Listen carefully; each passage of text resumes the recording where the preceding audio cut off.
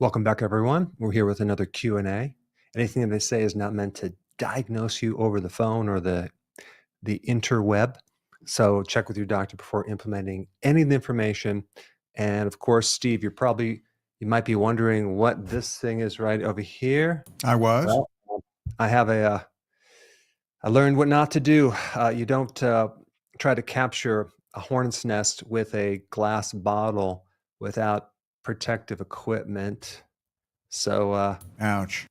I thought I got all of them, but one I missed and went right for my eye. And I'll tell you, it's amazing when you get stung by a wasp, or I don't even know what it was, probably a wasp. You'd be better off sticking a needle in my eyeball because it's like sticking venom with Ugh. some type of intensifier for pain nerve endings that are just I've never had that much pain. So I'm like running around trying to put it in ice, but it didn't do anything. But it's definitely that bumblebee or whatever it was had a message: do not ever do that again. So you learn a lot of things around the farm, No Steve. kidding. I'm going to take your lesson to heart. All right. Why don't we get over to social media, which is jammed up? And let's start with Cheryl from YouTube. What do you recommend for someone with a rapid pulse rate? Um, Potassium is usually the best thing. So if you took potassium, you'll lower your pulse rate. Also, vitamin B1 can do it. So it could be that you're just not consuming enough potassium. Another thing that will create a potassium deficiency is consuming refined carbs or sugars. So that will lower your potassium or lock it up to the point where your pulse rate will start going higher and higher and higher and higher. All right. Very good. How about Barbara from Facebook? What are the best supplements for asthma? Vitamin D. Now, I just interviewed a fascinating researcher, Dr. Bruce Hollis, who is kind of the pioneer in vitamin D research. And, he said, based on a lot of the research that he did, if a mother took enough vitamin D in the first trimester of pregnancy, that's when you have all this development going on with the lungs and things. If there was enough vitamin D, we would never have asthma. So, Okay. How about Jim from Rumble? He wants to know. He says he has tingly toes or peripheral neuropathy, but doesn't have diabetes. What can he do? same remedy. You take benfotiamine and alpha-lipoic acid, okay, and take whatever it says in the bottle times 4. Spread it out to the day, and that should help you greatly. All right, very good. Let's see. Let's go to Shannon from Facebook. What are your thoughts about the carnivore diet? I think it's great, especially for people who have any type of inflammation in the gut or leaky gut or Crohn's or even autoimmune. But it's one of those things where test it out, see how you feel. I don't do it. I don't have a problem with vegetables. Some people do. So it really is an individual thing. There's a way to do it healthily. And I think it's up to you because, I do agree that you can't put every single person on the exact same diet. Some people have different conditions, different variables. So it's finding out what works for you and do that. All right, very good. Let's see. Kathy from YouTube. We hear so much about parasites. She didn't discuss if she has them or which kind, but how do we best know which remedy? How do we know which remedy is best for parasites in general? I like the black walnut hulls and the wormwood extract as a combination for parasites. Um, that's a really good one to take. It's pretty potent, so you don't want to overdo it, but take it on a short-term basis, and it'll definitely get rid of your worms and parasites. Wonderful. Okay, let's go to Elias. My feet are itchy. They scale and become dry very fast, and the skin is hardening at some angles. It has been going on for years. Although I fast and cut out sugar, I also have tingling, speaking of tingling, in my legs. What's going on with her? The technical term is pruritus, and that is basically could be a combination of things, but I think the most likely thing is gonna be you need more bile salts or something going on with the gallbladder, and it's usually bile sludge.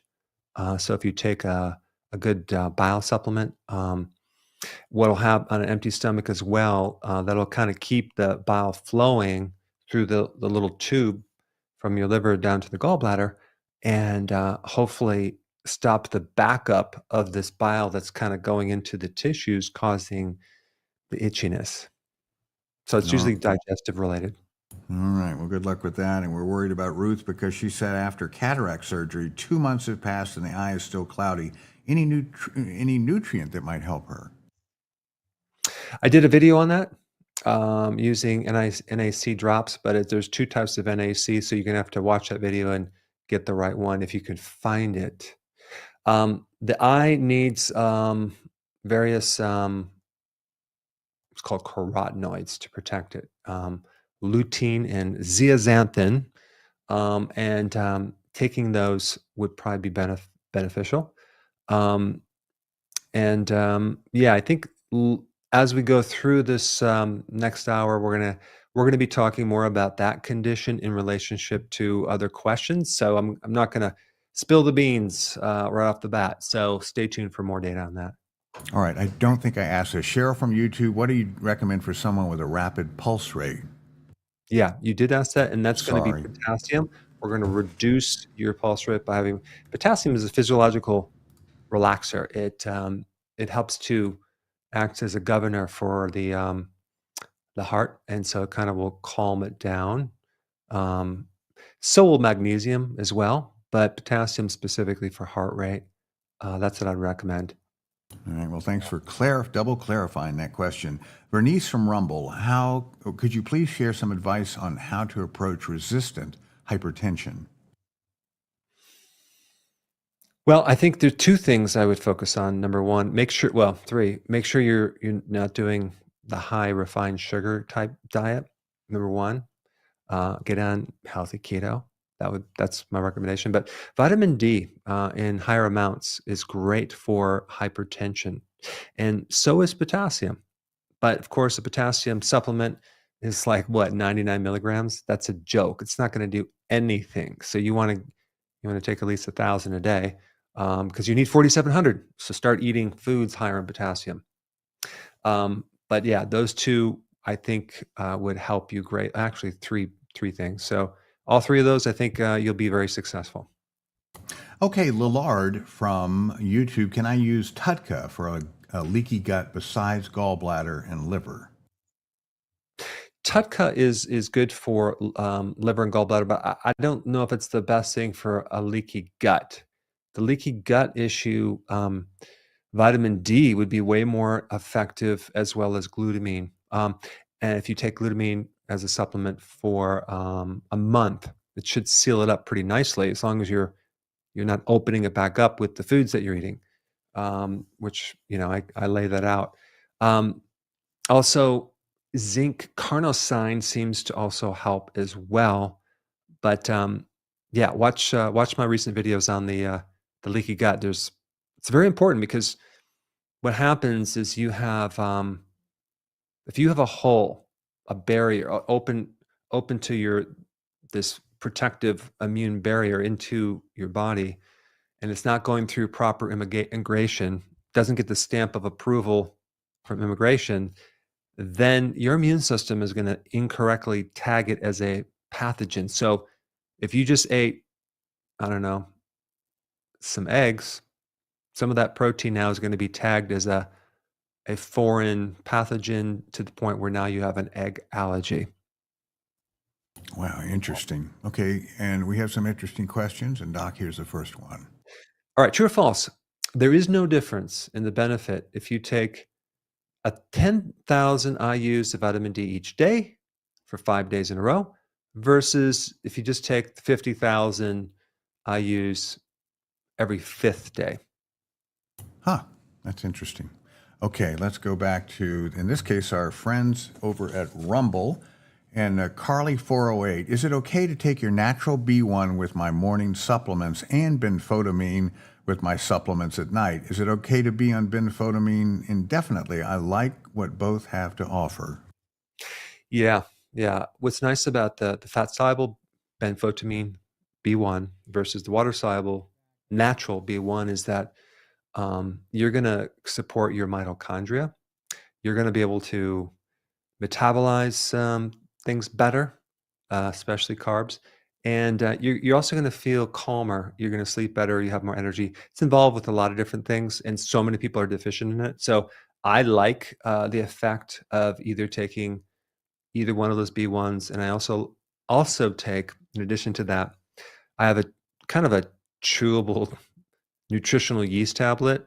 Um, Steve likes that. I take the one that's in the powder form, and I put it on every salad. So I sprinkle this unfortified nutritional yeast, and man, it kind of gives like a Parmesan cheese taste, but I feel good. I feel good. It just kind of takes the stress out, and that's what I do on my salad. Okay, and I find them strangely delicious. Maybe not strangely, it's nice nutty flavor. Keeps me from eating ice cream cones. Serene from Facebook, for those who've had blood clots, can taking vitamin K be dangerous? Yeah, because especially if you're on a blood thinner, you're not supposed to be taking any vitamin K1 because that's going to make it worse. Um, so if you have a problem with clotting, you should probably just check with your doctor because um, there's a reason why you have that. Of course, I would also at the same time clean up my diet because certain things can increase clotting. A bad diet, but there's natural things that you can also take to thin the blood. Garlic is one of them. Vitamin E is one of them. There's quite a few out there. So, but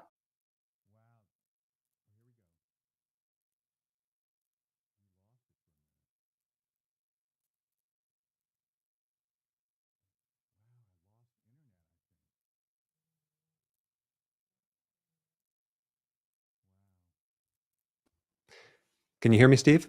Yeah, finally, we had a little drop out there. Oh, so I have to And repeat the question, I'm right? Or afraid, yeah. Let's see. I okay, tell you what, so we can go ahead. If you remember where you're at, let's carry on. vitamin K1 is something that helps clot. So, yeah, if you have a clotting problem, check with your doctor. Don't go crazy on taking too much K1. But if you don't have a problem, realize that taking natural K1, getting it from your foods, is not going to create a clot situation. It's just going to give you what you need to clot normally. All right, very good. Sorry for the interruption, folks. But you didn't take any time with the question, and here it is, which asks, true false is there is no difference in the benefit if you take 10,000 IUs of vitamin D each day for 5 days versus 50,000 every 5 days. And let's see, 48% say true and 52% more people said false. This is a really important one. This is a total false. Um, this is if anyone is checked out right now, just check back in because this is a really important point, and I'm going to be releasing a video more on this from Dr. Bruce Hollis, who is like the top expert in vitamin D. This is something new that I learned probably about a month ago that I had no idea. There are two systems of vitamin D delivery. There is one for the bone and calcium, and there's another system for everything else, including your immune system and the organs, et cetera, et cetera. So those two systems are separate. The type of vitamin D that supplies the bone and calcium has an half-life of like maybe 2 weeks, maybe 3 weeks. So you could, if you're just concerned about calcium and bone, then just take your higher amounts of vitamin D once a week, once every 2 weeks, and you probably don't even need that much. But if you're concerned about every other cell in your body, the half-life for that is only a day, 24 hours. So if you're not getting sun on a daily basis or vitamin D, then you are probably going to be deficient for these other parts of your body that need vitamin D3. So this is why daily is going to be the best option. I mean, this is like important information. This is very important information, especially since it's basically impossible to get any funding right now for vitamin D research. They're just not giving it to researchers um, because I think they know it works so well, and they don't want to emphasize. They don't want this to work because it's a threat to so many different things. Because vitamin D is the most important nutrient, and most people are deficient. So anyway, it's important to know because they downplay it. Oh yeah, it doesn't work. Don't worry about it. You're getting enough from the food.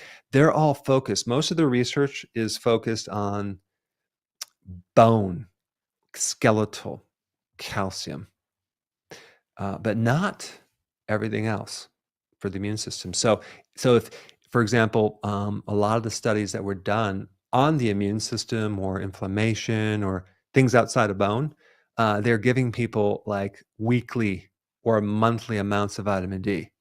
And of course, it's going to come out negative. It's like, oh yeah, it didn't work because they're not taking it daily. Hmm. So anyway, when I release this video, I think it'll be a very important one to get all that data. All right, drberg.com, everybody. Let's go to the green room, and we're going to go to Kathy from Kentucky, who has a question for you, Dr. Berg. You're on the air, Kathy. Yes. Good morning, Dr. Berg. I've been looking all over to find grass-fed beef, and I've even gone to a butcher shop 45 minutes away, and they said they get some occasionally in very small amounts, and our organic sections at the grocery store and that are very small. So I was wondering if you can't find these things, then is there any vitamins, extra vitamins we need to take? Do we need to detox because of all the chemicals in our food, or what should we do? Where do you live? I live in Radcliffe, Kentucky, Okay. Well, near Fort Knox. okay, great. Well, I think you need to come to my farm. I'll get you some. No, I don't sell my beef, but basically, I think that I'm sure there's farms around your area that you can actually even Mm, get maybe a quarter of a cow, arrange something so you can put that in your freezer. But anyway, I think also online you can get grass fed from different companies that even like a US Wellness Meats. I would order that and you'd get the grass fed. Um, I think if you stay tuned for more information on in the next coming weeks, you're going to get.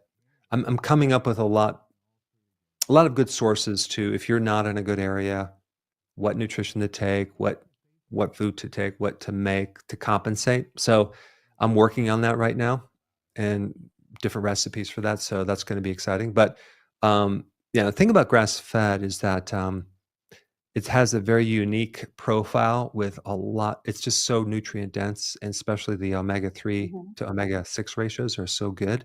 So maybe what you want to do is switch to eat a little bit more fish, seafood, things like Fish, that. okay. That would be good.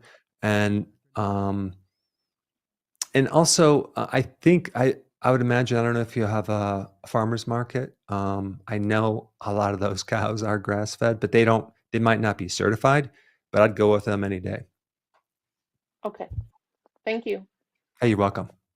Great call. Thanks so much. Kathy, let's go to our next question for today. And Dr. Berg, here it is. Okay, what is the difference between the light you get from the sun, exposure, versus the light you get from the computer and TV screens and monitors? Okay, audience, have at it. And let's see, let's go back to social media. Sylvia from YouTube, what is the best time of day to take boron? Should you take that? Mhm. Um, I don't think it matters, but whenever it's convenient for you, it's a trace mineral. Um, so I mean, ideally, it might be good. It's if you're taking vitamin D to take it with at the same time, so it can act as a cofactor. Boron is really good for arthritis. It's really good for anything related to bone or joint, but it is one of the cofactors for vitamin D. So if you're taking vitamin D for a long time, maybe over a year, you may start developing boron deficiencies if you're not taking it, if it's not in the diet. Potentially, maybe not, but it could be a factor. Okay, let's see. How about Michelle, also from YouTube? Do you recommend? What do you recommend for liver fibrosis? Someone with that issue. I would take a special type of vitamin E called tocotrienols, and I would take that. That's been known to help. Think about vitamin D. They put it on scars to break up scar tissue. Well, guess what cirrhosis is? It's scar tissue. So you need a lot of good vitamin E in the form of tocotrienols, and you may benefit too from something called nattokinase, which is really good for the liver. And of course, whatever you're doing that caused it, you need to change that habit too, whether it's alcohol, junk foods, things like that. But the cool thing about the liver is that you could literally, if let's say 75% of your liver is destroyed, guess what? You can regenerate it. It'll grow back. Even if in liver transplants, like if I were to donate my liver to you right now, I could actually give you 60% of my liver. And within a few months, I would grow back my liver. And you would also grow that additional 40%. That's how regenerative the liver is. It's fascinating. I mean, what it does, so that's the good news, but don't let it get too far to the point where it's, you know, gone overboard. All right, YouTube again. Debbie, anything for hypothyroidism and PCOS? Lost all energy. Any help appreciated? I did a very interesting interview with this doctor from Greece on metabolomics recently on hypothyroidism, Hashimoto's. You should look at that because like he really knows how to figure that out. But I think with the thyroid, I don't have enough data to know it's probably going to be autoimmune Hashimoto's. So you're going to have to um, definitely take selenium and higher amounts of vitamin D3. Very important. And then, of course, the PCOS that's really insulin related. So you're going to have to cut down your carbs. I don't know anyone who has PCOS that doesn't eat a lot of carbs or had a history of eating a lot of carbs. That's polycystic ovarian syndrome, and that's high androgens because of the carbohydrates stimulating it. All right, very good. Let's see. Oslim from YouTube. Lately, I doze off after my first meal if I remain seated. Is this an indication of insulin resistance, or is it because my Mhm. body needs rest and digest after 18 hours of fasting? If you are sleeping, if you really slept and it's not sleep, then it's probably the diet is doing a problem with your blood sugars. But let's say you're not sleeping, well, then it could be you need more sleep. That's another variable. But um, some people are jumping into extended fasting too long and too fast, and they're not able to do it right. So they kind of run out of energy because their body hasn't converted over to the fat. I think this is what I would recommend for everyone. I would probably assume initially that you have a little bit of or a lot of insulin resistance, and so you're going to have to go low carb for a good period of time, maybe a year, All right. to the point where that's corrected. And then at that point, um, you probably can you become more flexible. You can start doing longer fasts. You can start to go have more energy in your cells.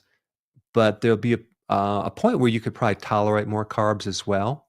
So you maybe want to switch it up and try to do that a little bit more, um, and back and forth. But it's individual. This is why this metabolomic testing that I'm really studying right now and want to work with someone to actually promote it, um, is going to be essential because this way you can just, instead of putting cramming everyone into one bucket. This is the diet that everyone needs. It's like, let's look at your mitochondria and see what it needs, and how flexible it is and what's going on. That's a much better way to figure out what will be best for you because it's different for different people. All right. Patricia from YouTube, having a run on YouTube. What's best for the common cold or flu? So NAC is actually really good. I know I haven't really talked about it, but it's a really good remedy if you also take at the same time selenium. Now, if you can add a little vitamin D into it with zinc, now you have something deadly effective that it'll decrease the duration of a cold. It'll help prevent a cold. Um, but yeah, selenium really kind of a forgotten or omitted trace mineral in your immune system. I mean, the stuff that it does is like fascinating. So that's a good one to take for sure. All right, let's go to YouTube again. And this is Anne. Can a malfunctioning gallbladder impact your heart health? Yeah, yeah. There's a correlation with that because the proximity where it's located, if it's congested and things start swelling up, it starts you start getting like this back up into the liver or the gallbladder, or you get bloating, or the pancreas starts to enlarge. Well, that's going to put pressure on the heart, and you may notice that you might have palpitations or skip beats because it's going to put pressure on the part of the heart, which affects the pacemaker. So yeah, that can definitely there is a connection there because I looked that up and there's definitely a lot of data on that as well. You can have heart symptoms that are related to the gallbladder, which is interesting. All right, well, I better roll into this next question. Nansky, if I don't have a gallbladder, will a daily TUDCA supplement be beneficial to me and why? I think it would. I think it would, but you may also need just regular types of bile salts um, right after the meal. TUDCA is good if you have sludge in the bile ducts. So it may or may not be good if you don't have a gallbladder because it's basically a synthetic version of bear bile.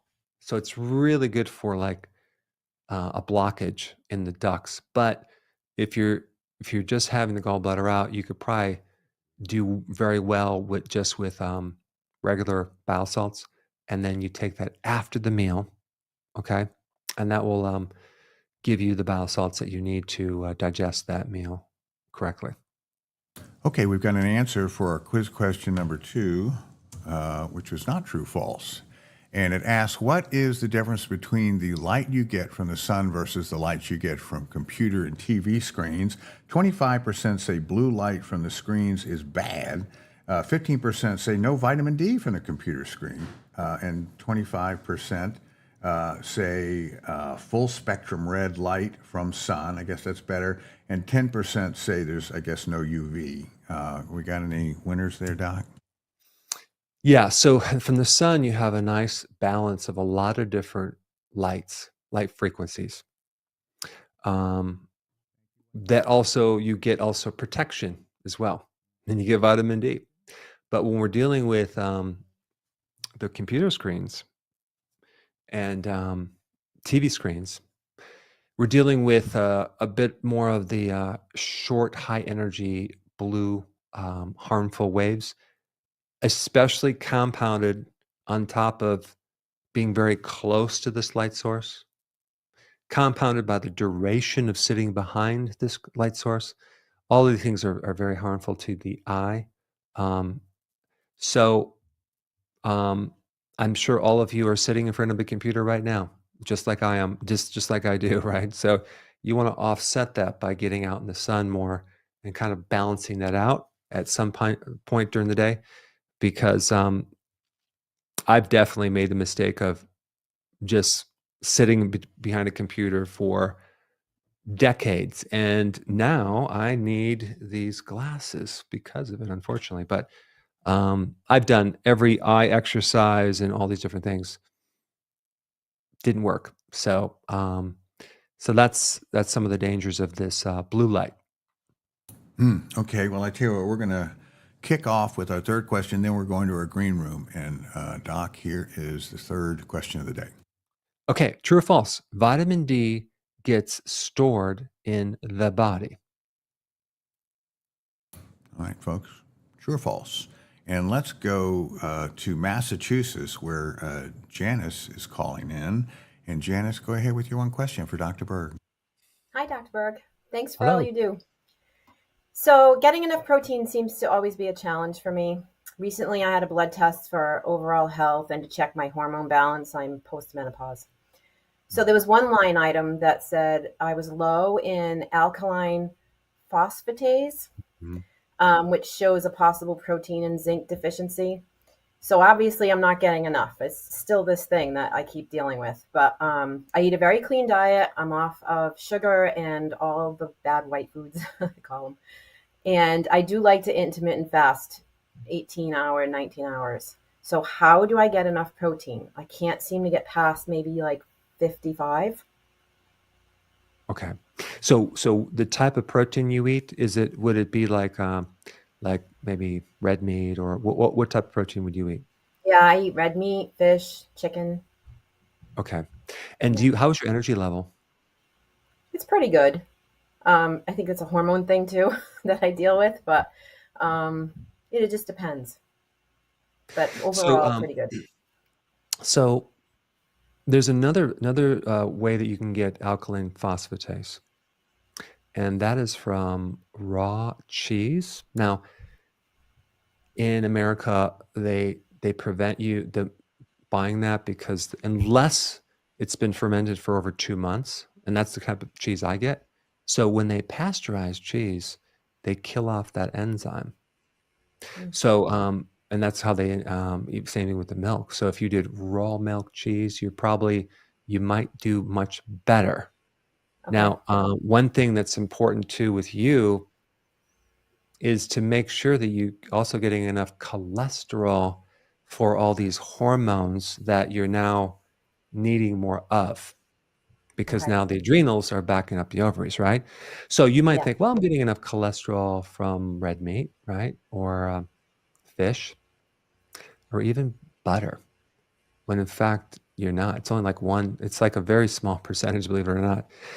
So a better source of cholesterol would be in egg yolks, maybe more egg yolks, and then also shrimp, Okay. seafood. Good source of cholesterol. You might just feel better from that. I would also do an experiment. You're doing 1 meal a day or two? No, you're doing 2 meals a day.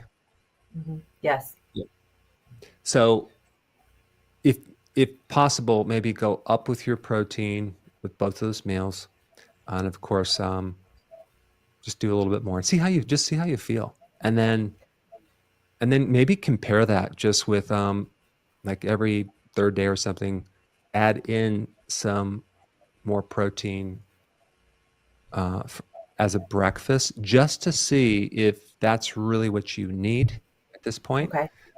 I would also make sure you have enough collagen. Maybe add, I don't know if you do nose to tail, but just add some collagen powder to one of the meals each day, because 30% of your protein is collagen, and you don't get a lot of collagen from meats unless you're doing the skin and the chicken and skin and Yeah. the fish, all that. So I would also look at that, and How many egg yolks a day could I have?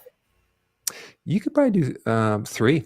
I think you'd be 3. It would be fine. Yeah, and of course do the whole egg. But I think that should handle it. But if there's any problem, come back and talk to me, because there's always a lot of other things we can look at and do. Okay. Thank you so much. Sure. Okay, thanks so much for that, Janice. Let's see, let's go to our third question of the day. No, we already asked that. Let's see, let's go back to social. In fact, the third question of the day, let's bring that up because we answered it already. And it asks, vitamin D gets stored in the body. Simple enough. Let's see, 75% say it's true, 25% say it is false. Until recently, I thought it was true. I really did. And then Dr. Bruce Hollis he did a lot of research on this and they couldn't find it. They couldn't find it. It's not stored, which explains a lot. It explains why people are deficient, especially in the winter. And it also explains why it's a bit why people need more sun on a daily basis. I think even just from if you take the history of what our body's been through, we've had a lot of exposure to sun. And then recently, especially with this scare about the sun in the 80s where, oh, you got to use sun blocker, stay out of the sun. Like what's going on with that? So that was a major shift in vitamin D exposure. So um, anyway, I think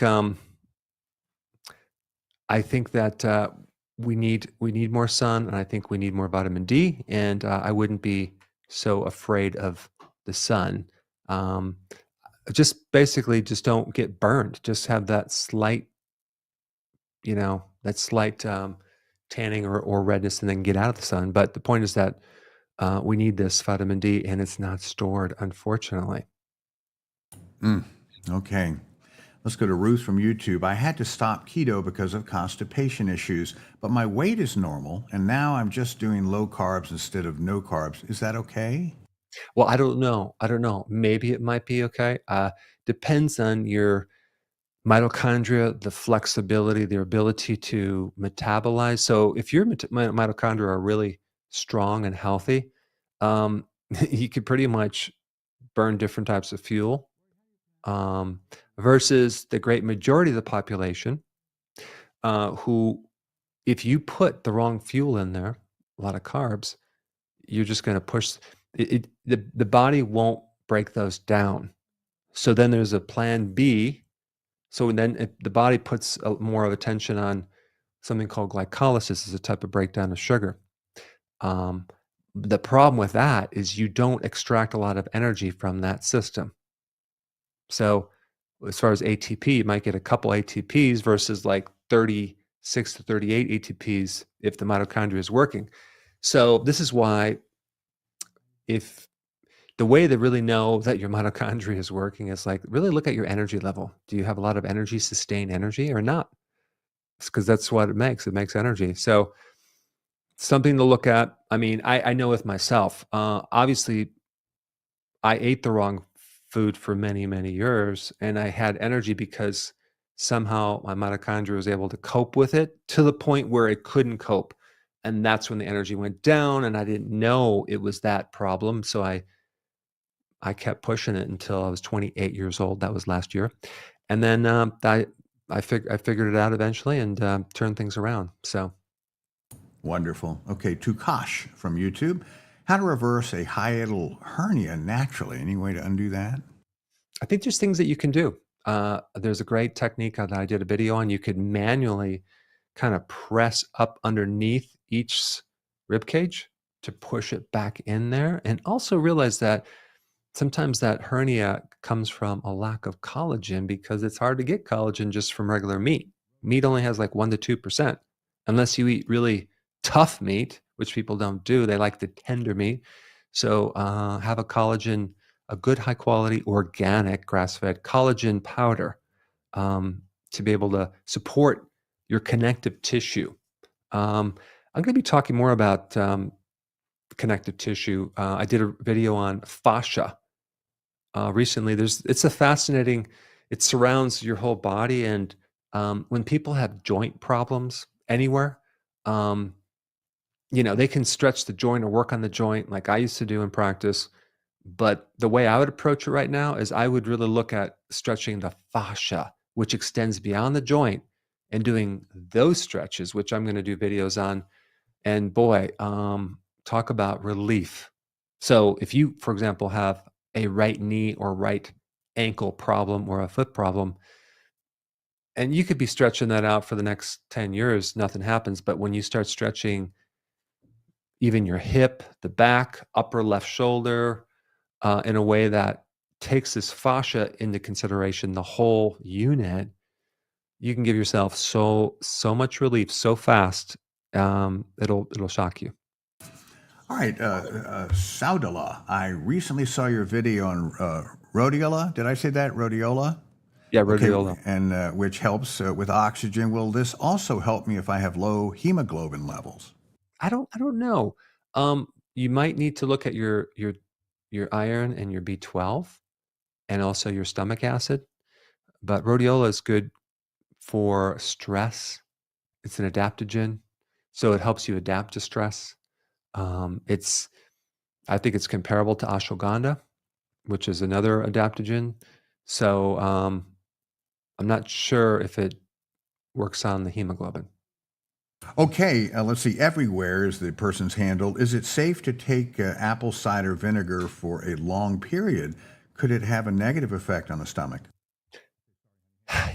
Only if you have inflammation in your stomach or you have an ulcer. But typically, think about this, like your stomach, the pH of your stomach should be between 1 and 3. That's like battery acid. So it has a super protective area. So, and also when you're taking vinegar, you're not taking it straight, you're diluting it in some water. You're taking a tablespoon in a glass of water. So it's not going to be, you're not taking battery acid. Now, yes, it does have to go through the esophagus when you drink it. So it's I would just on an individual basis just monitor that, if it irritates you. But I haven't seen a lot of problems with it. There's a lot of benefits with apple cider vinegar. So yeah, that's my answer. Very encouraging. Here's something requiring an answer, or question number 4. True or false? If you wear sunglasses, your eyes will be protected from the harmful rays of the sun. Jump on it, audience. Wilson from YouTube, what do you think about organ supplements? Is that a thing? I like them. Make sure they're grass fed. Organ animals from grass-fed animals. Not that the organ eats grass itself. So the thing about the organ meats is that they're really nutrient dense. You want to mix them with the other meats because most people just eat muscle protein. That's it. But I think a lot of people are like me. I don't like organ meats, so I might get them as supplements. Or I try to, I'll do different types of products that have hidden liver and heart. I might have certain sausage that has it in there. I might do, what is that? What liverwurst? Yeah, I can do liverwurst. I like that with onions. So you want to do some of that, unless you can just eat onions with, liver with onions. That would be a good idea.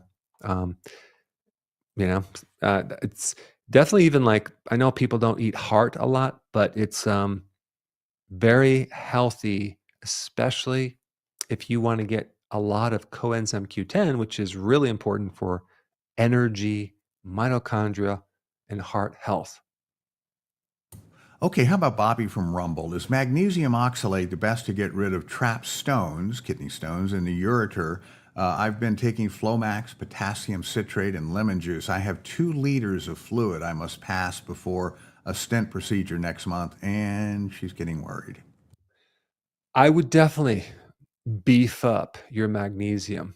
I don't know if I would take magnesium oxide. I think that's what you said, because there's just more diarrhea from that. It's kind of a cheaper version. Probably take a different form of magnesium. I think I would take magnesium citrate, and I would also take a lot of it right now.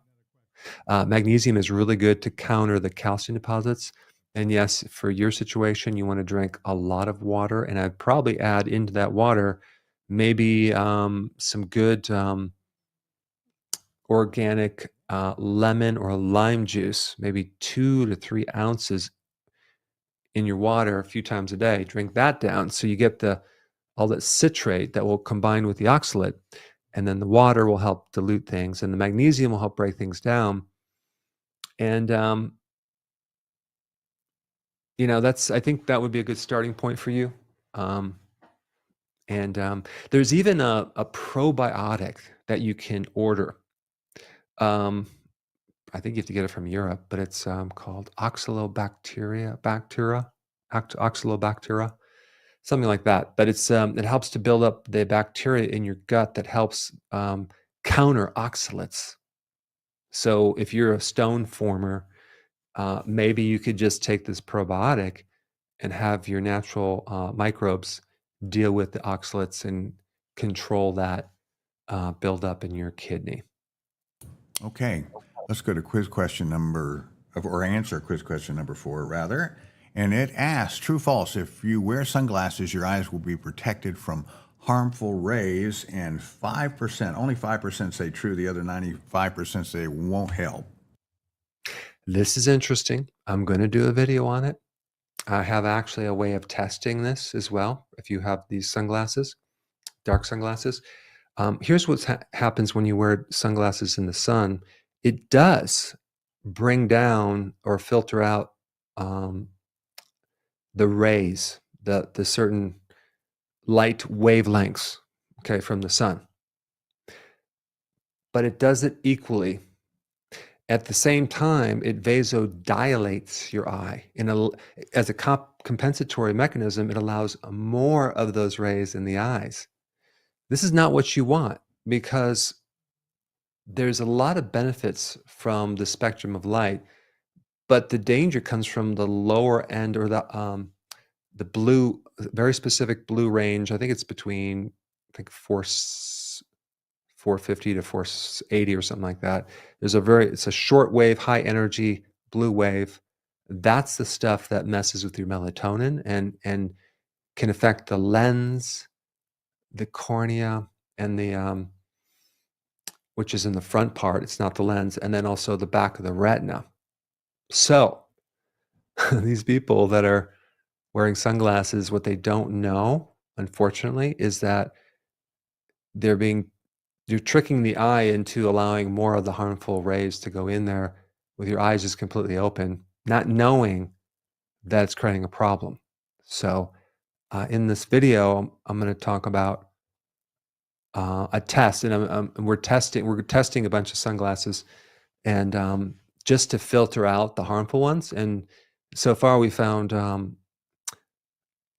a $3 pair of glasses that you can get that just filter out the blue. And a lot of the blue blockers out there don't actually filter out the blue shortwave harmful rays. So stay tuned for that video. I think you'll like it, and it's fascinating data that's actually probably you didn't hear before. Interesting. Okay, final question for the day, Doc. There it is. If you feed a diabetic 30 grams of pure empty sugar versus 30 grams of sugar with some nutrients, the effects will be identical.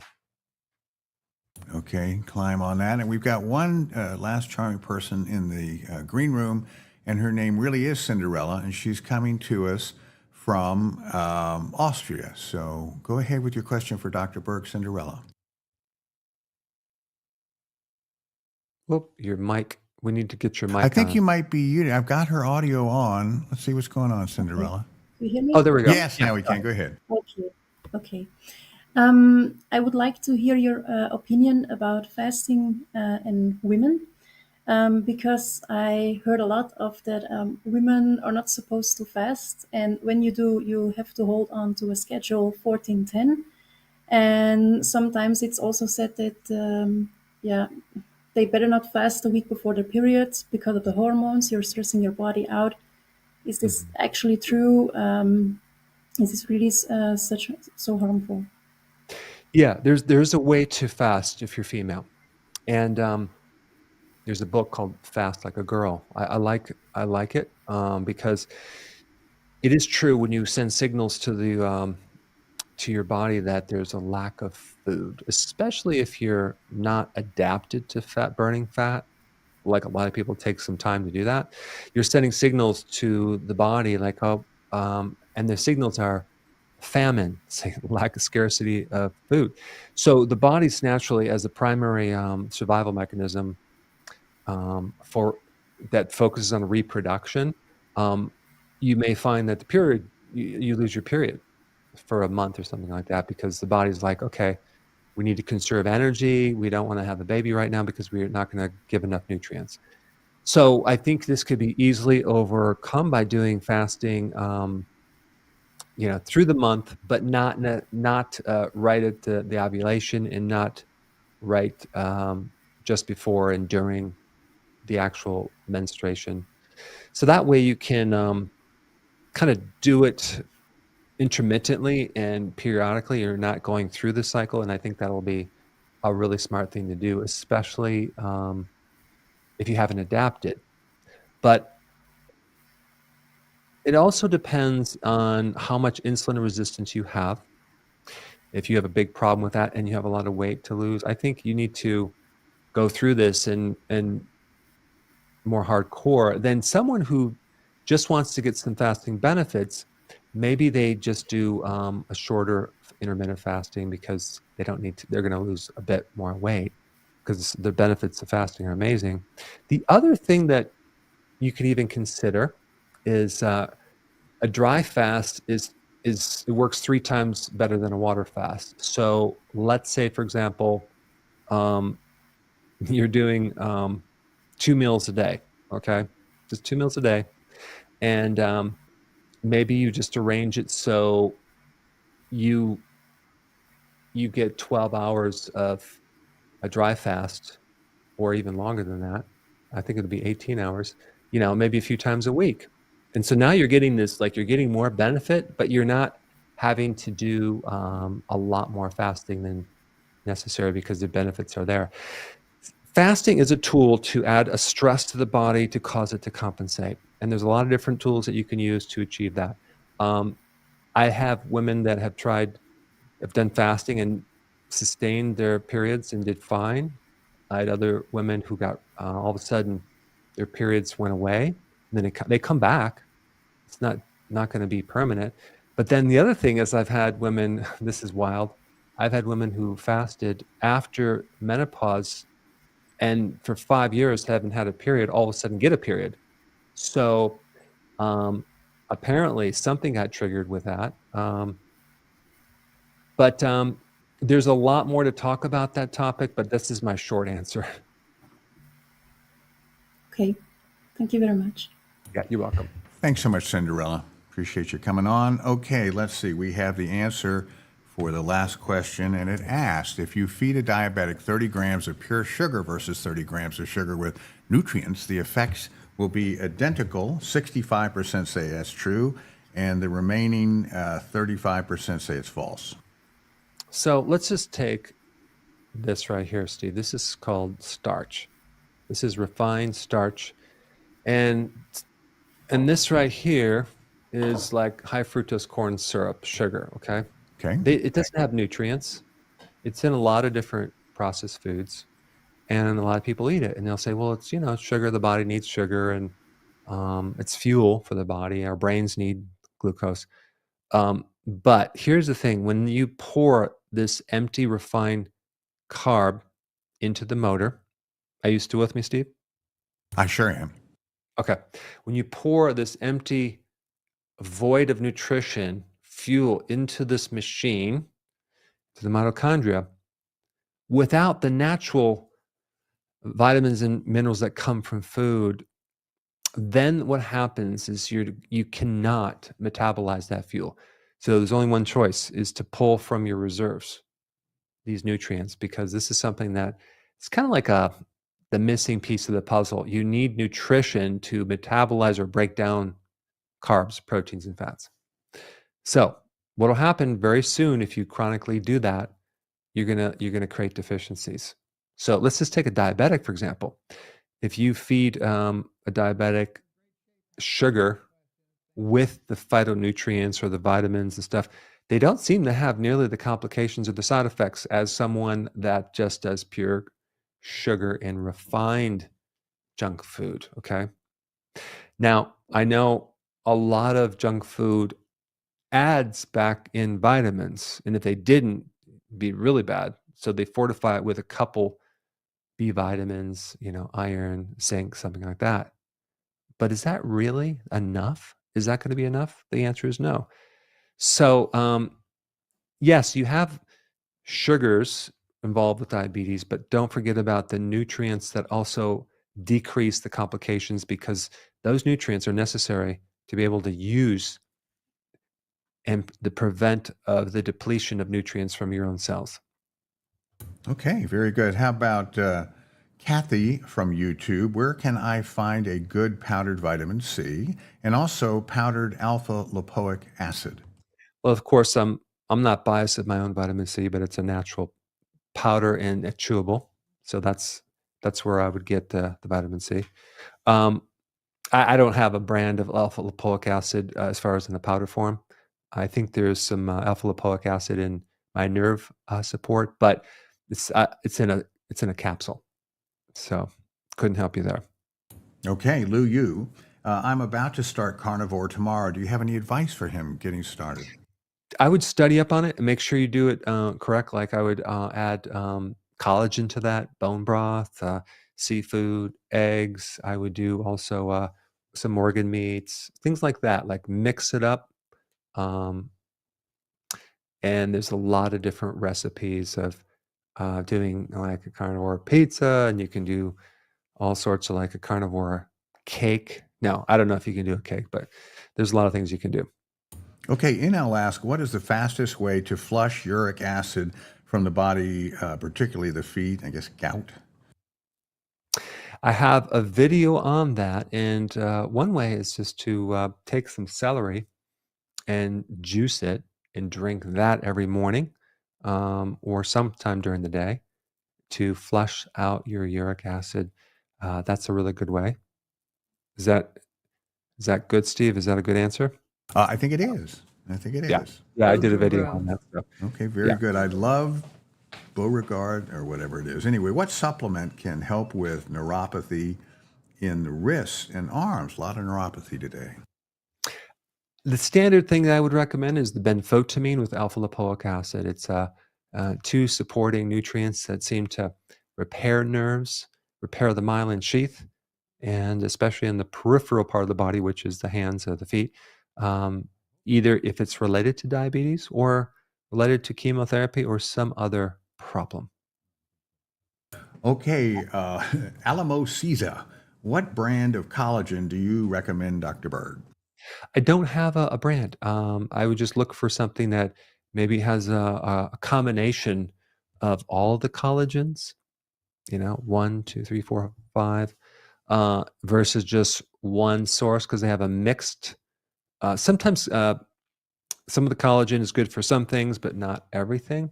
Like there's one type of collagen that is from egg membranes. You can't get it from just eating eggs unless you scrape out the membrane right underneath the shell, which this takes a lot of work.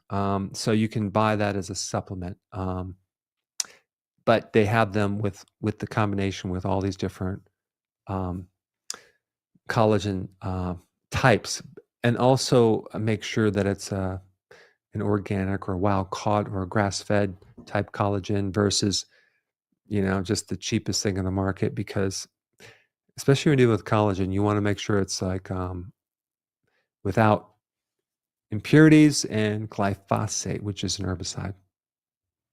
Okay, very good. Pamela Spain, recently diagnosed with macular degeneration. What foods are best for that condition? Well, lutein and zeaxanthin and egg yolks, you can get it from that.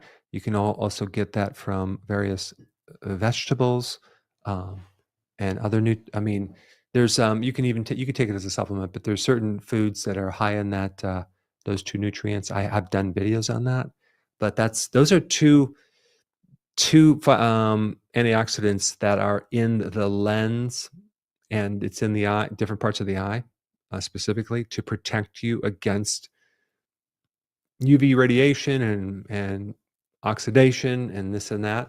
So, I think that some people, um, especially older people, start taking that, and sometimes all of a sudden their vision improves because it's a very important antioxidant. But I think stay tuned for this video that I do on the sunglasses because I think you'll get a lot of great information, especially protecting yourself against UV and the the blue light. But we need some of this UV to make our vitamin D. So we can't get it with other types of wavelengths. So Steve, don't throw out the baby with the what's the expression? Bathwater? Bathwash. Yeah. Okay. On that note, Steve, thank you for your attention this long. I really appreciate it, and we will see you next week, same time.